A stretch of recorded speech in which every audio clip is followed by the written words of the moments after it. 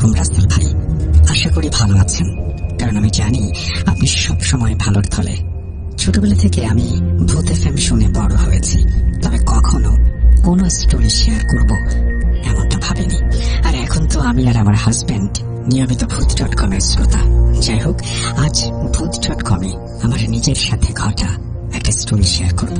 যেহেতু প্রথমবার লিখছি, তাই দয়া করে ভুল ত্রুটি ক্ষমা সুন্দর দৃষ্টিতে দেখবেন।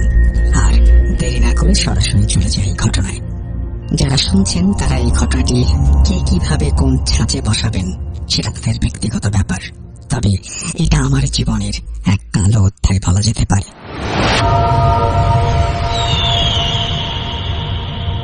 আব্বুর চাকরির সুবাদে ট্রান্সফার হয়ে তখন ছিলাম মাগুরায়। মাগুরায় আমার ক্লাস 3 থেকে 8 পর্যন্ত বেড়ে ওঠা। সেখানে একটা প্রাইমারি স্কুলে ক্লাস 4-এ পড়াকালীন সময়ে খেলতে গিয়ে এক বান্ধবীর মাথায় আঘাত লেগে পড়ে যায়। যে বান্ধবীর মাথায় আঘাতটা লাগে, আসলে তারও ভীষণ ব্যথা পাবার কথা ছিল, কিন্তু ব্যথার শিকার শুধু আমিই হলাম। একে তো ছোট ছিলাম, তাই স্বাভাবিকভাবেই অনেক কান্না করছিলাম। ক্লাসের অন্যান্য ফ্রেন্ডরা এসে আমার কান্না থামানোর চেষ্টা করছিল। এক পর্যায়ে আমি স্বাভাবিক হলাম এবং এটাই হলো মূল ঘটনার সূত্রপাত। পরদিন থেকে স্কুলে গিয়ে প্রথম পিরিয়ডেই হঠাৎ মাথা ব্যথা শুরু।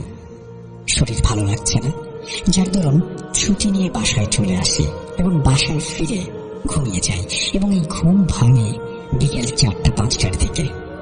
কয়েকদিন টানা এই অবস্থা যাবার পর আমার আব্বু আম্মুর মাথায় চিন্তার রেখা দেখা দিল এবং আমাকে জিজ্ঞেস করলো কি সমস্যা হচ্ছে। আমি তাদের বলি যে আমার মাথা ব্যথা করে, মাথার পেছনের দিকে, আর ঘুমালে হুঁশ থাকে না।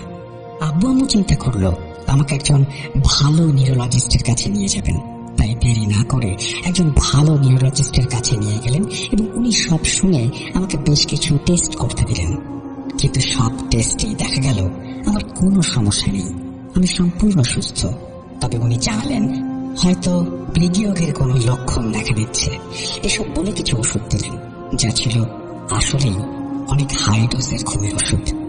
দিন দিন আমার শরীর ভাঙতে থাকে আর সারাদিন আমি শুধু ঘুমোতে থাকি। মাগুরা, যশোর, ফরিদপুর সব জায়গায় নিউরোলজিস্ট দেখানো শেষ এবং সব রকমের টেস্ট করানো শেষ। এর মধ্যে আমার আর শুধু মাথা ব্যথায় সীমাবদ্ধ নেই, বিষয়টা চলে গেছে অজ্ঞানের পর্যায়ে। আমি শুধু সেন্সলেস হয়ে যেতাম এবং খিঁচুনি উঠত। তারপর কিছু সময় পর নিজে নিজে জ্ঞান ফিরত, তবে শরীর ভেঙে একদম কঙ্কালের মতো হয়ে গেল। একদিন অজ্ঞান হয়ে খিঁচুনি উঠে এমনই অবস্থা হলো যে আমাকে অ্যাম্বুলেন্সে করে ঢাকায় একটি নামকরা প্রাইভেট হাসপাতালে ভর্তি করানো হলো। সেখানে ডাক্তাররা আবারও অনেক টেস্ট করালেন।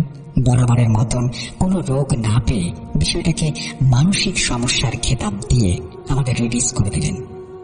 একে তো এত ডাক্তার, হসপিটাল করে অনেকগুলো টাকা খরচ হয়ে গেছে, তাই আব্বু আম্মুর দুশ্চিন্তা এখন চরম পর্যায়ে। তবে ঢাকা থেকে আসার পর আমি একটু সুস্থ হতে শুরু করলাম, যদিও এই সুস্থতা বেশি দিন টেকেনি। একদিন স্কুলে অজ্ঞান হয়ে গেলাম, আর তারপর থেকে শুরু হলো আরো কিছু লক্ষণ। আমি সেন্সলেস থাকা অবস্থায় অনেক কথা বলতাম, এমনকি কিছু কথা এমন যা পরবর্তীতে নাকি সত্যিও হয়েছিল, যা আমি পরে শুনেছি। যেমন আমার বোনের রেজাল্ট, আমি বলে দিয়েছিলাম আমার বোনের রেজাল্ট কি হবে। তারপর কিছু জিনিস দেখা শুরু করলাম।